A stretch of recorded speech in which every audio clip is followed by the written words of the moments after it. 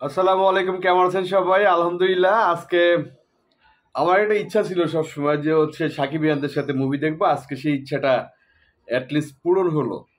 আমি দুপুরের একটা শো দেখছি এবং আমি সাধারণত খুব কম কথা বলি, মানে কম কথা বলি, প্রেসের সাথে কম কথা বলি। তো আমার মনে হলো যে সাকিব ভাই দেশে নাই, আমার মনে হয় আমার কথা বলা উচিত। অ্যাটলিস্ট আমার জন্য যদি কিছু দর্শক যায়, আমার কথা শুনে আমার ভাল লাগবে। আর ভাইয়া দেশে নাই, এটা আমাদের সবারই দায়িত্ব। আমরা যে দেশে যারা আছি, বিশেষ করে সাকিবিয়ানদের একটা বিশাল দায়িত্ব।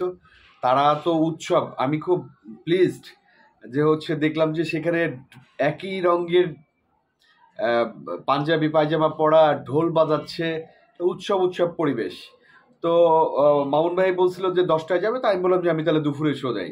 তো যা দেখি মামুন ভাই বসে আছে, আমি বললাম, ব্যাপার কি, আপনি কেন?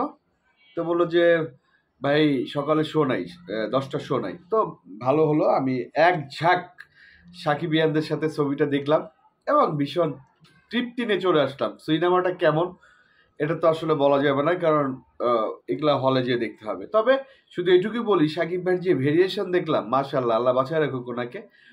তো উনি উনি আরো অনেক উপরে যাবে। এটা তো মাত্র শুরু হলো, প্যান ইন্ডিয়ান মাত্র শুরু হলো।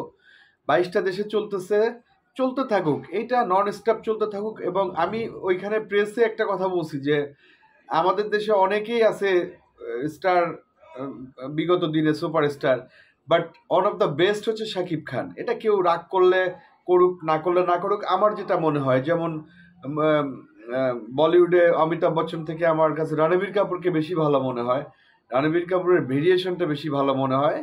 তো সেই হিসেবে আমি আমাদের যারা এখানে আছে তাদের রেসপেক্ট দিয়েই বলবো যে আমার কাছে মনে হয় আমাদের ইন্ডাস্ট্রি তথা বাংলা চলচ্চিত্রের ইতিহাসে সেরা নায়ক হচ্ছে শাকিব খান, এবং যার নিজস্ব ফ্যান বেজ আছে।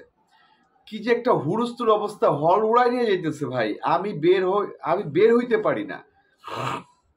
ঈদ ছাড়া আপনি চিন্তা করে দেখেন যে ঈদ ছাড়া এত বড় একটা সিনেমা কিভাবে কিভাবে কিভাবে চলতেছে, মানে ম্যাসাগার একটা অবস্থা। আমি মানে আহ, প্রচুর সাকিবিয়ানদের সাথে আজকে কথা বলছি, ওরা ওরা ঢোল টোল বাজায়, এটা যে একেবারে মানে মারাত্মক একটা অবস্থা।